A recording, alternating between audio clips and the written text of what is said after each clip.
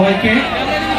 Mahishadal press কর্নারের তরফ থেকে 16তম বসন্ত উৎসবে আজকে যারা সামিল হলেন প্রত্যেককে জানাই আন্তরিক অভিনন্দন। আমাদের আজকের এই বসন্ত উৎসবের সকালের অনুষ্ঠানটা আমরা ইতিমধ্যেই সমাপ্তি ঘোষণা করছি। আবার আপনাদের সঙ্গে